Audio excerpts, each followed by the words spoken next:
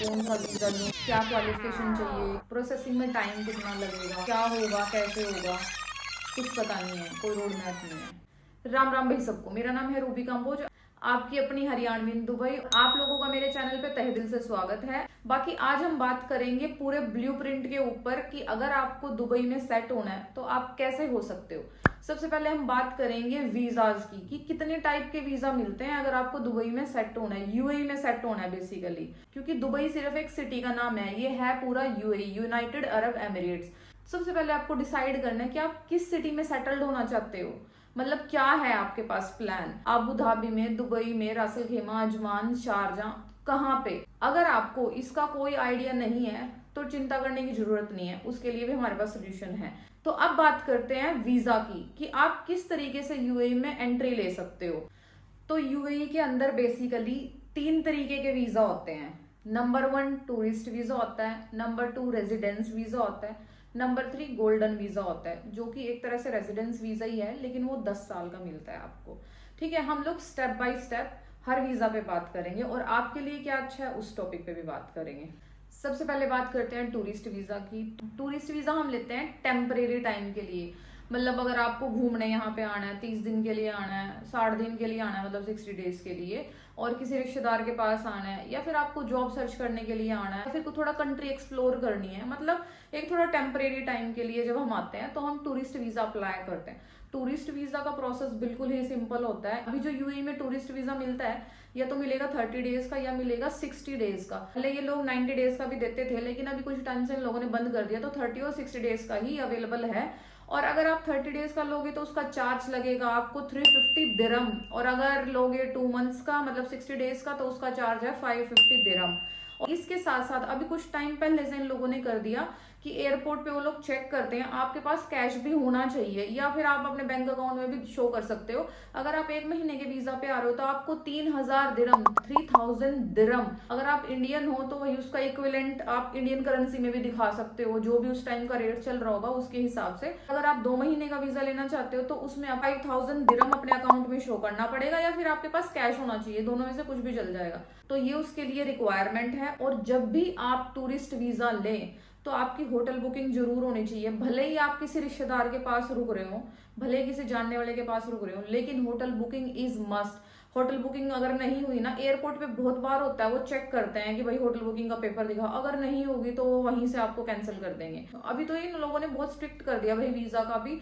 पाकिस्तान का वीजा भी क्लोज है, बांग्लादेश वाले वीजा में भी प्रॉब्लम है, अभी इंडिया में भी कुछ एरिया के वीजा इन लोगों ने बंद कर दिए हैं, और एयरपोर्ट में भी बहुत ज्यादा चेकिंग करने लग गए अब ये, इवन दुबई के वीजा के लिए। क्योंकि हम हर साल आते जाते हैं, हमें कोई दिक्कत नहीं होती, लेकिन अभी हम जब लास्ट टाइम घर से आए ना तो इतनी चेकिंग, मतलब एमिरेट्स आईडी दिखाओ, ये दिखाओ, वो दिखाओ, तो इतना ज्यादा वो हो गया।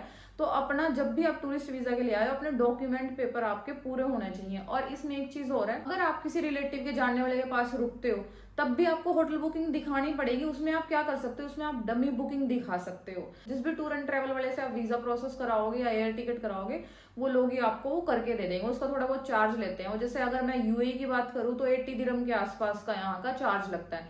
मैं चार्जेस आपको दिरम में ही बताऊंगी, बाकी आप अपने कंट्री के अकॉर्डिंग उसको मल्टीप्लाई करके निकाल लेना भाई, जो भी धारा करेंसी का हिसाब किताब है। दूसरी जो टूरिस्ट वीजा को लेके सबसे इंपॉर्टेंट चीज है कि आपके पास दोनों साइड की एयर टिकट होनी चाहिए। ऐसा नहीं है कि आपने जाने की एयर टिकट करा लीजिए और आने का नहीं पता आपको कब आओगे, आपको रिटर्न टिकट भी दिखानी पड़ेगी, नहीं तो एयरपोर्ट पे प्रॉब्लम होगी भाई, आपको वापस भेज दिया जाएगा। तो इन चीजों का ध्यान रखें। और इस वीजा का प्रोसेसिंग टाइम भाई 3 से 5 दिन लगते हैं सिर्फ वीजा। जब भी कोई आपका वीजा अप्लाई करेगा ना 3 से 5 दिन में रिप्लाई आ जाएगा भाई आपका वीजा प्रोसेस हुआ है, नहीं हुआ है, या क्या सीन है। इससे ज्यादा टाइम नहीं लगता इसमें टूरिस्ट वीजा के केस में। अब बात करते हैं रेजिडेंस वीजा की कि रेजिडेंस वीजा क्या होता है। तो सबसे पहली बात तो रेजिडेंस वीजा होता है कि आप यहाँ लीगली काम भी कर सकते हो, अपना कोई भी बिजनेस भी सेट कर सकते हो, कहीं पे कुछ भी, मतलब आप ड्राइविंग लाइसेंस अप्लाई कर सकते हो, बैंक अकाउंट खुलवा सकते हो, मतलब यहाँ की रेजिडेंसी मिल जाती है एक तरीके से आपको। जो रेजिडेंस वीजा मिलता है ना, इसमें मिलती है आपको रेजिडेंस कार्ड, जो कि है ये एमिरेट्स आईडी, ये मिलती है आपको। इसी के बेसिस पे आपके सारे काम होते हैं यहाँ पे। जैसे जैसे इंडिया में आपका आधार कार्ड होता है तो यूएई के अंदर ये एमिरेट्स आईडी आपको मिलती है। हर चीज यहाँ पे इस एमिरेट्स आईडी से कनेक्टेड होती है। इवन अगर आप डॉक्टर की विजिट भी करते हो ना, वो भी आपकी इस एमिरेट्स आईडी से पता लगा सकता है कोई भी कि आप किस डेट में किस डॉक्टर के पास गए, किस हॉस्पिटल में गए, मतलब इतनी इंपॉर्टेंस है इसकी। तो ये मिल जाती है आपको। तो ये रेजिडेंस कार्ड होता है यहाँ का, और इसके सारे बेनिफिट है। अगर आपके पास ये रेजिडेंस कार्ड होता है तो आप बहुत सारी कंट्री में वीजा ऑन अराइवल है, आपको कोई चिंता करने की जरूरत नहीं है। इवन यूएई के अंदर भी जब आप घूमने जाते हो ना, कई सारे पार्क, कई सारी जगह ऐसे हैं जिनके पास रेजिडेंस कार्ड होता है तो उनको डिस्काउंट मिलता है। तो बहुत सारे फायदे हैं इसके। तो फायदे की बात तो बहुत होगी भाई, आप बात करते हैं कि ये मिलेगा कैसे। तो इसको लेने के लिए काफी सारे ऑप्शन हैं। नंबर 1, आप जॉब कर सकते हो दुबई के अंदर। अगर आपकी जॉब होगी दुबई में तो जिस कंपनी में आप नौकरी करोगे ना, तो वो कंपनी को आपको रेजिडेंस वीजा देना ही पड़ेगा। बिना रेजिडेंस वीजा के वो आपसे काम नहीं करा सकते, क्योंकि टूरिस्ट वीजा पे काम करना इलीगल है। तो रेजिडेंस वीजा ही कंपनी आपको प्रोवाइड करेगी। तो उस केस में आपको एमिरेट्स आईडी मिल जाएगी। नंबर 2, इन्वेस्टमेंट करके। अगर आपको अपना कोई बिजनेस करना है यूएई के अंदर, अपना कोई भी ऑफिस खोलना है किसी भी चीज का, तो आप वो इन्वेस्टर वीजा ले सकते हो। वो भी एक तरीके से रेजिडेंस वीजा ही मिलेगा आपको, तब भी आपको एमिरेट्स आईडी मिलेगी, आपको रेजिडेंस वीजा मिलेगा प्रॉपर। Number 3, freelance visa. मतलब आपको काम तो करना है लेकिन डिफरेंट कंपनीज के लिए, अपना खुद का कुछ भी करना है भाई, आपको हाथ का काम आता है, या फ्रीलांस पता ही है आप लोगों को कि आप कहीं भी किसी के भी लिए काम कर सकते हो। लेकिन यूए के अंदर हर चीज का लाइसेंस चाहिए होता है, तो आपको उसका फ्रीलांस का वीजा अप्लाई करना पड़ेगा, और वो भी एक रेजिडेंस वीजा ही होता है। तो उसमें भी आपको एमिरेट्स आईडी मिल जाती है। चार्जेस सबसे ज्यादा इजी है कि आप स्पॉन्सर वीजा ले सकते हो। मतलब अगर आपका कोई फैमिली मेंबर है, मतलब क्लोज रिलेशन, जैसे फादर अपने बेटे को कर सकता है, अपने माँ बाप को कर सकता है ना, ऐसे क्लोज रिलेशन में, जैसे हस्बैंड वाइफ को कर सकता है या वाइफ हस्बैंड को। मतलब ऐसे अगर कोई भी यहाँ पे यूएई में नौकरी करता है तो वो आपको स्पॉन्सर कर सकता है, जैसे हमने अपने बच्चे का कर रखा है। तो वो भी एक रेजिडेंस वीजा है, एक उस तरीके से आप रेजिडेंस वीजा ले सकते हो।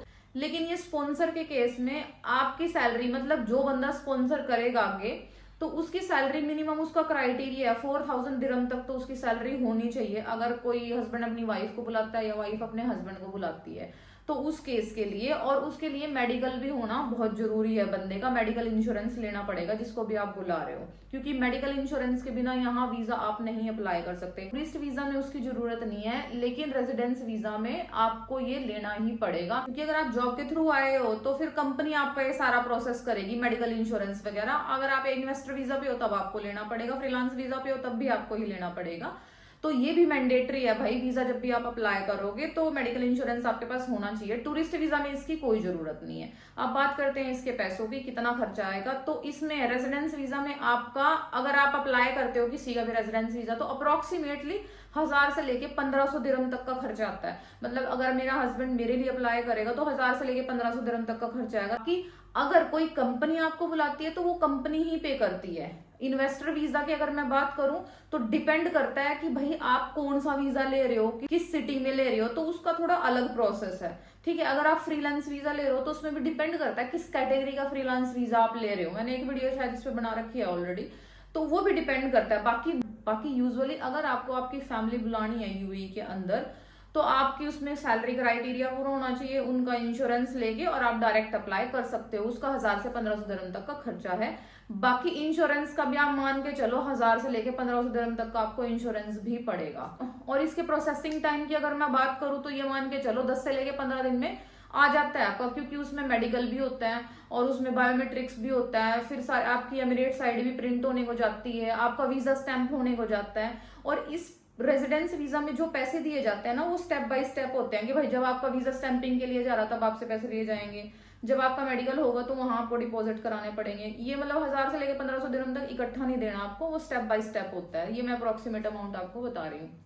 अब बात करते हैं भाई गोल्डन वीजा की, जिसकी इच्छा हर उस इंसान को है जो यूएई में रहता है। पर उसके लिए जो है क्राइटेरिया है भाई, और क्राइटेरिया ऐसा है कि अगर आप नौकरी में हो, जॉब करते हो, तो आपकी सैलरी 30,000 दिरहम या उससे ऊपर होनी चाहिए। और अगर आप एक इन्वेस्टर हो तो आपका कम से कम, मतलब यहाँ पे 2 मिलियन दिरहम की इन्वेस्टमेंट होनी चाहिए। इवन अगर आप जॉब भी कर रहे हो, आपकी सैलरी 30,000 दिरहम नहीं है और आपकी इन्वेस्टमेंट है 2 मिलियन दिरहम की, तो आप गोल्डन वीजा के लिए अप्लाई कर सकते हो। इसमें क्राइटेरिया अलग अलग होता है भाई अप्लाई करने का। इसमें भी 3,000 दिरहम से लेके 7-8 हजार दिरहम तक इसकी फीस होती है अप्लाई करने की। उसमें डिपेंड करता है कि कि भाई बंदा यूएई में रहता है, उसके पास ऑलरेडी रेजिडेंस वीजा है, वो उसको फिर गोल्डन वीजा में कन्वर्ट कराना चाह रहा है, या कोई भाई नया बंदा है किसी और कंट्री में रहता है, उसने प्रॉपर्टी यहाँ खरीदी है, उसको कार्ड अप्लाई करना। तो मतलब डिपेंड करता है, चार्जेस फिर उसी के हिसाब से होते हैं और आपकी क्या इन्वेस्टमेंट है, क्या प्रोफाइल है, तो वो थोड़ा उस स्केल पे होता है। लेकिन ये वीजा मिलता है आपको 10 इयर्स का, फिर 10 इयर्स के बाद आप इसको रिन्यू करवा सकते हो और इस वीजा पे भाई आप इजिली फैमिली को स्पॉन्सर कर सकते हो, इसमें कोई दिक्कत नहीं है, क्योंकि यूएई के अंदर ये सबसे टॉप का वीजा है जो आपको मिल सकता है या जिसके लिए लोग अप्लाई करते हैं। और ये वीजा लॉन्च हुआ था भाई 2019 में, और उसके बाद से भाई जिन जिन की भी कंपनीज थी यहाँ पे, तो ऑलमोस्ट जो इस क्राइटेरिया में फिट हो रहे हैं सबने अप्लाई कर रखा और बहुत लोगों को मिल भी चुका है ये।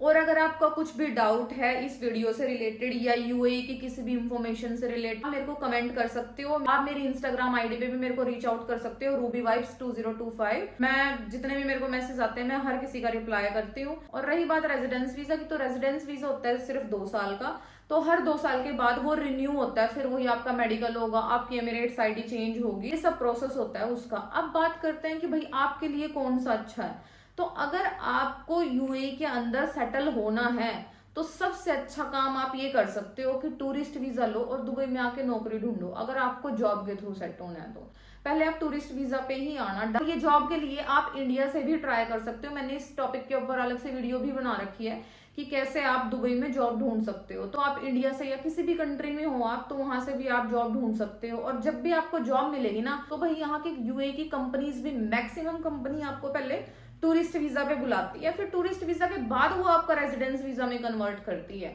तो सबसे बेस्ट यही है, अगर आप यहाँ पे सेट होने का सोच रहे हो तो आप टूरिस्ट वीजा लेके आओ, थोड़ा घूमो फिरो, कंट्री को देखो कि आप सेट हो सकते हो नहीं हो सकते हो, कैसा क्या है, मैनेज कर सकते हो या नहीं कर सकते हो, किस सिटी में आपको सेट होना है, सबसे बड़ी बात। क्योंकि हर सिटी के एक्सपेंसेस अलग हैं, हर सिटी का रहन सहन अलग है, हर सिटी के रूल रेगुलेशन अलग है। मतलब एक जगह पे पार्किंग का ये चार्ज है गाड़ी की पार्किंग का, तो दूसरी जगह पे हो सकता है फ्री भी है। ठीक है, तो ये सिटी टू सिटी डिपेंड करता है और आप पे डिपेंड करता है कि आपकी जॉब भी कहाँ पे है ना, और या अगर आप बिजनेस कर रहे हो तो वो कहाँ पे है। आई होप ये वीडियो आपको अच्छी लगी होगी, ज्यादा से ज्यादा शेयर करना कि जिन लोगों की इच्छा है यूएई में आने की, तो एटलीस्ट उन लोगों तक पहुंचेगी, उन लोगों को नॉलेज मिल सकती है। चैनल को कर दो सब्सक्राइब फॉर मोर वीडियोस। मिलते हैं नेक्स्ट वीडियो में, तब तक जय राम जी की।